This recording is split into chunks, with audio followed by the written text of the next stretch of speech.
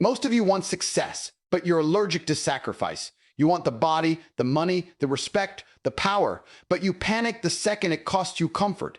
That's why you're average. That's why you'll stay average. Long-term success isn't built on giant heroic moves. It's built on small, brutal decisions made daily when nobody is watching and nobody cares. And if that offends you, good. You need to be offended. You think success is some dramatic breakthrough moment. It's not. It's waking up early when you don't feel like it.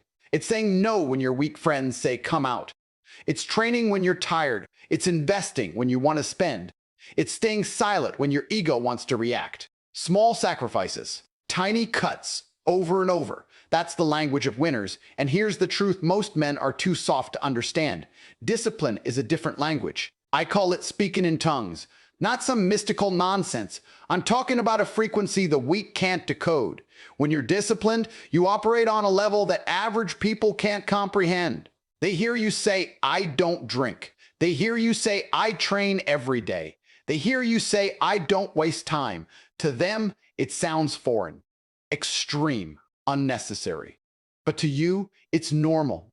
It's power. When you start making small sacrifices, you are literally changing your internal language. You stop negotiating with yourself. You stop asking how you feel. You start commanding yourself. That's an identity shift, and identity is everything. The man who negotiates with comfort will always lose to the man who commands himself without emotion.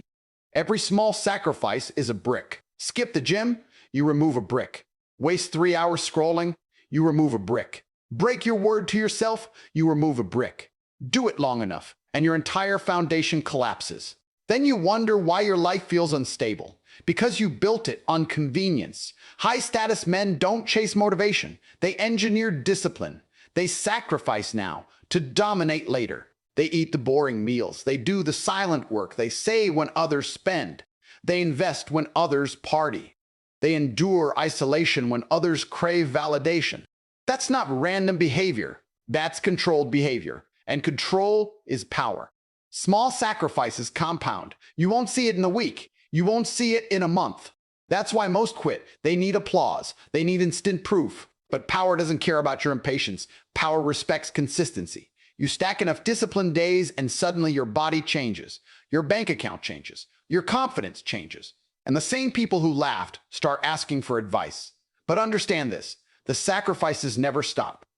If you think there's a finish line or you can relax forever, you're delusional. Long-term success demands long-term discipline. The moment you loosen control, the world starts taking from you. There's always someone hungrier, always someone more focused, always someone willing to sacrifice more. Everybody says they want success. Very few are willing to bleed for it in silence. You want the body, the wealth, the influence, the status, but the second it costs you comfort, you hesitate. That hesitation is the difference between leaders and spectators. Small sacrifices are not optional. They are the entry fee. You think power is built in grand moments. It's not. It's built in the tiny, boring, repetitive decisions that nobody applauds. It's choosing water when you want alcohol. It's turning off the screen when you want dopamine. It's waking up when the bed feels warm. It's investing money when your ego wants to display it. These aren't dramatic acts. They're controlled acts. And control is rare. Most men confuse desire with commitment. Desire is emotional. Commitment is strategic. Desire says, I want to be rich. Commitment says, I will sacrifice short-term pleasure for long-term leverage. One sounds good in conversation, the other builds empires. When you consistently deny yourself small comforts, you're strengthening the one muscle that matters, self-command. Look around. The majority are addicted to ease. They order convenience. They finance lifestyles they haven't earned. They consume more than they produce. And then they wonder why their lives feel small. It's because they've trained themselves to chase immediate gratification. Every time you indulge in comfort without earning it, you reinforce weakness. Every time you deny it, you reinforce authority over yourself. Small sacrifices are your real flex because they're invisible. Anybody can post results. Few can endure the process. There is no audience when you choose discipline over distraction. No applause when you go to the gym tired. No trophy when you skip the party to work. That's why most won't do it. They need validation. Powerful men need progress. Understand this clearly. If you can't control small impulses, you will never control large outcomes. The man who cannot say no to dessert will struggle to say no to debt. The man who cannot resist scrolling will struggle to focus on building. The inability to master small urges scales into large failures. Weakness compounds, just like strength does. When you make small sacrifices daily, you shift your identity. You stop seeing yourself as someone who tries. You become someone who executes. You don't ask how you feel. You ask what needs to be done. That shift changes everything. Because once your identity aligns with discipline, sacrifice no longer feels like pain. It feels like proof. There is something powerful about knowing you can deny yourself. It builds internal confidence that money cannot buy. When you choose the harder path voluntarily, you create psychological dominance over your environment. You're no longer reacting. You're deciding. That level of control separates the respected from the replaceable. Short-term pleasure is cheap. It's available everywhere. That's why everyone has it. Long-term success is expensive. It demands delayed gratification, consistent restraint, and emotional neutrality. Every small sacrifice is a payment toward that success. Skip enough payments and you default on your potential. Men talk about wanting respect. Respect does not come from what you say. It comes from what you refuse. Refuse to waste time. Refuse to break promises to yourself. Refuse to indulge weakness. That refusal builds presence. It builds reputation. It builds leverage. Small sacrifices don't feel heroic in the moment. They feel inconvenient. That's the point. You are training yourself to operate beyond comfort. The more you practice denying weakness, the less power it has over you. And once comfort loses control over you, most of the world loses control over you. If you want real leverage in life, start with micro decisions. Guard your mornings, guard your money, guard your energy. Sacrifice the temporary so you can own the permanent. Every disciplined choice is a silent declaration that you are not average, not reactive, not owned by impulse. That is the difference. The man who chases comfort stays predictable. The man who sacrifices it becomes dangerous. You've been taught to blend in, to be relatable, to be balanced. That's why you're stuck. Discipline is a language most people will never understand, and the moment you start speaking it fluently, you become isolated. Not because you're wrong, because you're rare. When you operate with strict standards, people get uncomfortable. You don't drink, you don't waste time, you don't overshare, you don't chase validation. To the average man, that sounds extreme. To you, it's normal. That's the separation point. Discipline isn't about restriction, it's about alignment. Your actions match your ambitions, no contradiction, no excuses. Weak men live in emotional dialect. They wake up and ask, how do I feel today? If they're tired, they rest. If they're bored, they scroll. If they're stressed, they escape. Their behavior changes with mood. Disciplined men speak a different code. They wake up and ask, what needs to be done? Feelings are background noise. Execution is the priority. This difference creates friction. When you stop participating in low-level habits, the people still trapped in them will label you. They'll say you've changed. They'll say you're too serious. They'll say you work too much. That's projection. Your discipline highlights their lack of it. Your control exposes their chaos. Discipline restructures your identity from the inside out. It teaches you to delay gratification without resentment. It trains you to choose long-term positioning over short-term applause. That rewires how you think. You stop seeking comfort. You start seeking growth. You stop chasing entertainment. You start building leverage. And here's the uncomfortable truth. Once you adopt disciplined standards, you will outgrow environments. You will outgrow conversations. You will outgrow certain relationships. Not because you think you're better, because your priorities are different. You speak in action. They speak in excuses. There's a certain calm that comes with discipline. A quiet confidence. You don't need to announce your goals. You don't need to argue your value. You know what you do daily. You know the sacrifices you've made. That internal certainty makes you stable under pressure. While others panic, you execute. While others complain, you adjust. Discipline also sharpens perception. When you remove distractions, you see opportunities faster. When you eliminate impulsive habits, your mind clears. Most people are mentally foggy because they overload themselves with stimulation. Endless content, endless noise, endless comparison.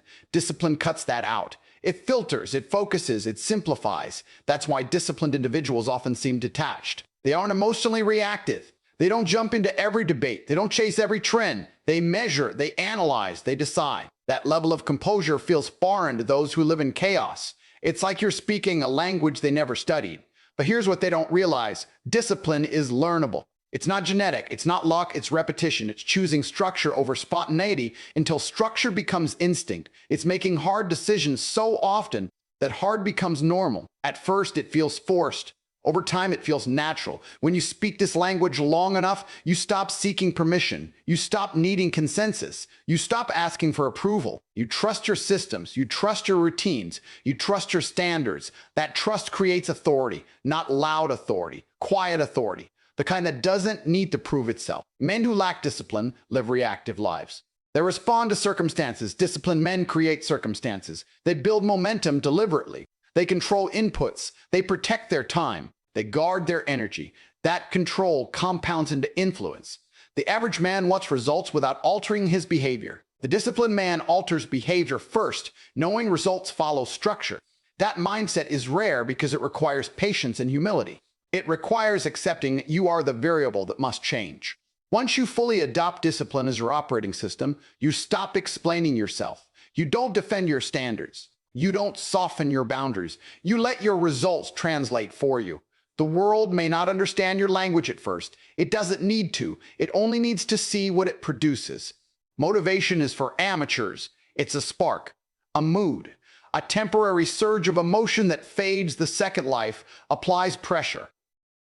If you're still depending on motivation to move, you've already lost. Because feelings are unstable, and unstable men don't build stable empires. Identity is different. Identity is structural. It's the internal decision about who you are, not what you feel. And once that decision is made, behavior becomes automatic. You don't debate, you don't negotiate, you execute. That's why identity beats motivation every time. Most men approach growth backwards. They wait to feel inspired before they act. They watch something intense. They get fired up. They promise change. For 48 hours, they're disciplined. Then reality returns. Fatigue returns. Fatigue returns. Temptation returns. And because their actions were tied to emotion, their discipline collapses with it. High-level operators don't rely on emotion. They rely on standards. If you identify as a disciplined man, you train whether you feel like it or not. If you identify as a builder, you work whether you're inspired or not. If you identify as a leader, you stay composed whether you're stressed or not. The action flows from the identity. This is where most people fail. They try to do disciplined things without becoming disciplined. They try to act confident without building a confident identity. That gap creates inconsistency, and inconsistency destroys credibility, especially with yourself. When your identity is weak, you break promises easily. You say you'll wake up early, then you hit snooze. You say you'll save money, then you overspend. You say you'll focus, then you scroll. Every broken promise chips away at your self-image. Over time, you begin to see yourself as unreliable. That internal perception becomes your ceiling. But when you decide who you are at a core level, everything shifts. You no longer say, I'm trying to get in shape. You say, I'm a man who trains. You no longer say, I'm trying to be productive. You say, I execute daily. The language matters because the mind responds to identity faster than intention. Identity creates alignment. When your self-image and your actions match, there's no friction. There's no internal debate. There's no emotional resistance. You simply act in accordance with who you believe you are. That's power, not hype, not temporary energy. Structural power. Weak men say, I don't feel like it. Strong men say, that's irrelevant. Once you detach your performance from your feelings, you become dangerous. Because now your output doesn't fluctuate with your mood. It remains consistent under stress, boredom, fatigue, and distraction. And here's the hard truth. You don't build identity by thinking about it. You build it through repeated evidence. Every disciplined action is proof. Every kept promise is reinforcement. Every hard decision strengthens the narrative you hold about yourself. Over time, that narrative solidifies. It becomes default. This is why motivation fails long term. It doesn't produce enough evidence. It creates bursts, not patterns. And identity is built on patterns. You cannot fake it. You cannot shortcut it. You must stack behaviors until the identity feels undeniable. Once your identity is strong, temptation loses influence. Not because you're superhuman, because the behavior no longer matches who you are. A disciplined man doesn't skip workouts the same way a non-smoker doesn't crave cigarettes. It's not a constant internal battle. It's a clear boundary. If you want dominance in any area, stop chasing inspiration. Start reconstructing your identity. Decide what type of man you are. Then prove it daily, not loudly, not emotionally, quietly, consistently. Because at the highest level, success isn't about what you want, it's about who you are. And who you are determines what you tolerate, what you pursue, and what you achieve. You think one lazy day doesn't matter. You think one missed workout is harmless. You think one broken promise to yourself is small. That mindset is exactly why most men never build anything significant. Empires don't collapse overnight. They erode through tiny cracks ignored for too long. Every decision you make is a vote, not just for an outcome, but for the type of man you're becoming. When you skip discipline once, you lower the standard. When you repeat it, you normalize it. And once it's normalized, it becomes identity. That's how decline begins.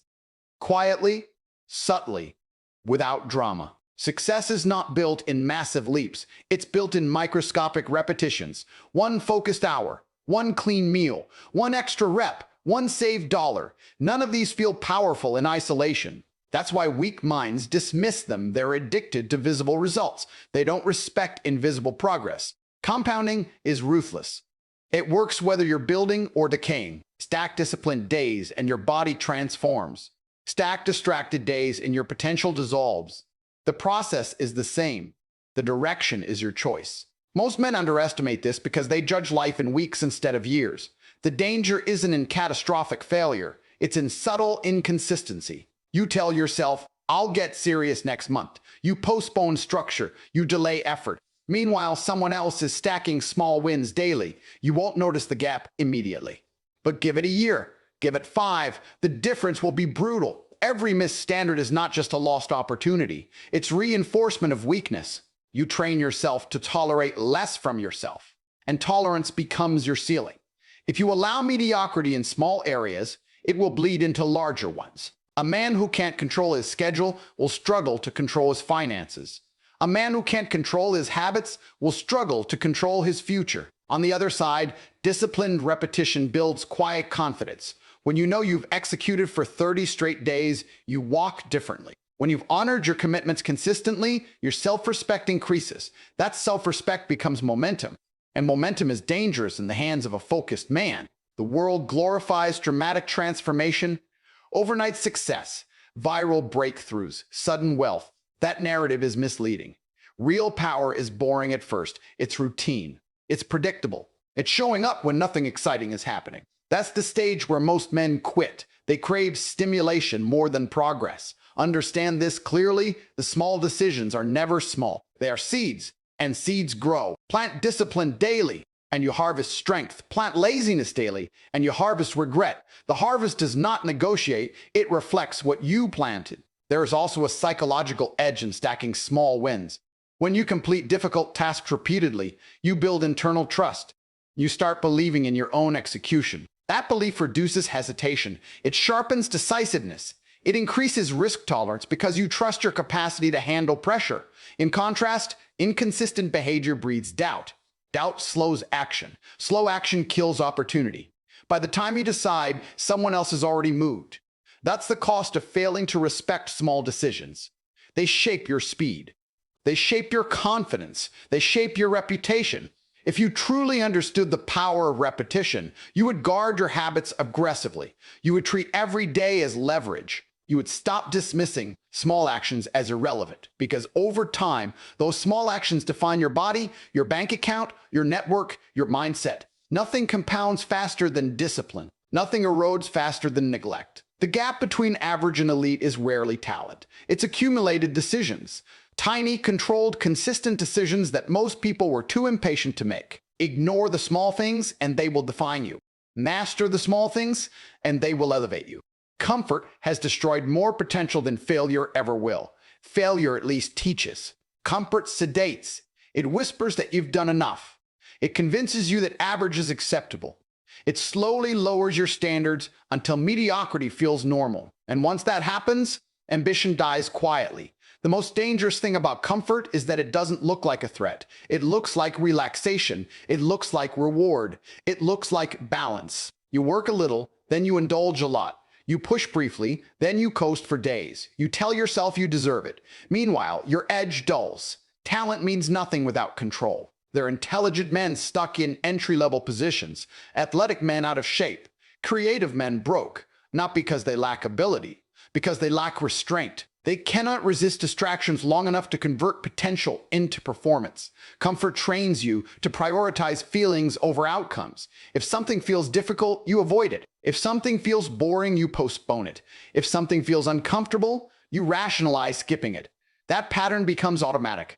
And over time, your life reflects it. Look at the average routine. Wake up late, scroll immediately, consume content before creating anything. Seek stimulation instead of building value. That is comfort in its purest form. It feels easy. It feels harmless. But it conditions passivity. It reduces urgency. It weakens discipline.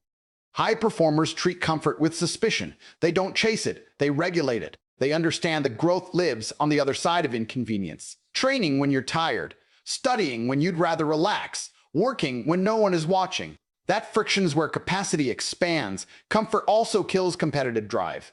When you get used to ease, you stop testing yourself. You stop stretching. You stop exposing weaknesses. You protect your current level instead of elevating it. That protection mindset makes you fragile. The moment real pressure appears, you crumble because you haven't trained under resistance. There is a psychological shift that happens when you voluntarily choose discomfort. You stop fearing it. You build tolerance. You develop emotional stability under stress. While others panic when things get hard, you remain composed because you've practiced operating outside your comfort zone. Most men sabotage themselves by overindulging in small comforts daily. Extra sleep, extra entertainment, extra spending. These small indulgences accumulate. They consume time, energy, and focus. Over months and years, that accumulation creates stagnation. Comfort also distorts your perception of effort. Tasks that once felt manageable start to feel overwhelming because you've reduced your baseline tolerance for difficulty. You've trained yourself to expect ease, so when life demands more, it feels unfair instead of necessary. The irony is that short-term comfort creates long-term discomfort. Financial stress, physical decline, lack of respect, regret, all of it traces back to repeated choices for ease over growth. The pain you avoid today returns amplified tomorrow. On the other hand, disciplined discomfort creates long-term ease, strong body, stable finances, calm mind, respect from others. When you endure difficulty intentionally, you build resilience, and resilience makes life smoother, not harder. Comfort is seductive because it offers immediate relief, but relief is not progress. Relief is escape. Progress requires friction. It requires saying no when yes would be easier. It requires structure when chaos feels fun. It requires restraint when indulgence is available. If you want dominance, you must control your relationship with comfort. Not eliminate it entirely. Control it. Earn it. Decide when you relax instead of defaulting to it. That distinction matters. When you choose comfort deliberately after executing, it reinforces discipline. When you default to comfort before earning it, it reinforces weakness. Your environment constantly tempts you with ease, endless entertainment, instant delivery, immediate gratification. If you don't build internal control, you will drift toward the lowest standard available, and the lowest standard is everywhere. Talent opens the door. Control keeps you in the room. Without control, comfort will quietly escort you out of every opportunity you are capable of owning. You don't get to win once and relax forever. That fantasy is sold to people who don't understand power. Long-term success demands long-term control. The second you believe you made it, you begin to decline. Because success is not a trophy you hold. It's a position you defend. Most men sprint for short bursts. They grind hard for a few weeks, they push aggressively for a few months, then they slow down. They reward themselves too early. They assume momentum will carry them. It won't. Momentum fades without maintenance. Discipline is the maintenance. Control is not intense for a week and careless for the next. It's steady. It's measured. It's structured. You regulate your habits when you're hungry, and you regulate them when you're full. You stay sharp when you're building, and you stay sharper when you're winning. That's the difference between temporary success and sustained dominance. The world is competitive. There's always someone training harder, learning faster, studying longer. If you relax your standards, someone else will raise theirs. And when opportunity shifts, they will be ready. You won't. That's how positions are lost. Long-term control requires emotional stability. You cannot let praise inflate you or criticism derail you. You cannot let profits make you reckless or losses make you passive. Consistency at scale requires detachment from emotional extremes. You operate on principle, not impulse. This is where most successful men fail. They build wealth, they gain status, then they indulge. Spending increases, discipline decreases. Focus softens. They mistake comfort for security. Slowly, the edge that built their success disappears. And once the edge is gone, decline accelerates. Sustained success is not about intensity, it's about systems. You build routines that protect your performance. You track your habits. You audit your decisions. You review your weaknesses regularly. Not because you're insecure, because you understand that drift is natural, and drift leads backward. Control also applies to environment. As you rise, distractions increase. Invitations, attention, noise. If your life bounds, your time gets consumed. Your energy gets fragmented. You start reacting instead of leading. Long-term success requires aggressive protection of focus. You must remain astute even when you're ahead. Complacency is a silent enemy. The moment you assume you know enough, growth stops. The moment growth stops, competition catches up. Control means continuously refining yourself, upgrading skills, expanding knowledge, strengthening weaknesses. It also means maintaining standards in private. Discipline is easy when eyes are on you. It's harder when no one is watching. But sustained power is built in private consistency. How you eat, how you train, how you manage money, how you allocate time. These decisions shape longevity. Short-term success can be accidental. Long-term success is engineered. It requires foresight. It requires patience. It requires resisting the urge to over-celebrate temporary wins. You treat success as responsibility, not entitlement. The strongest operators understand cycles. Markets fluctuate. Energy fluctuates. Circumstances fluctuate. Control means adapting without losing structure. You adjust strategy, but you never abandon standards. You pivot intelligently, not emotionally. If you want to remain powerful, you must accept that discipline is permanent. There is no retirement from self-control. There is no season where standards disappear. You evolve, but you do not relax your grip on your principles. The men who dominate for decades are not the most talented. They are the most consistent. They show up repeatedly with the same intensity, the same clarity, the same structure, year after year. While others burn out, they endure. While others celebrate too long, they prepare. Long-term control is not glamorous. It's not dramatic. It's quiet vigilance. It's constant calibration. It's choosing structure even when chaos feels exciting. And that quiet discipline is what separates those who briefly touch success from those who own it. So the question is simple. Are you willing to be uncomfortable daily? Are you willing to be misunderstood? Are you willing to look extreme to average people? Because that's the price. Small sacrifices every day. No applause, no excuses, no negotiation. If you can't master the small decisions, you'll never earn big outcomes. That's not opinion. That's law. And laws don't care about your feelings. Decide who you are. Decide what language you speak. The language of comfort or the language of control. Because one builds long-term success. The other builds regret. And I don't respect men who choose regret.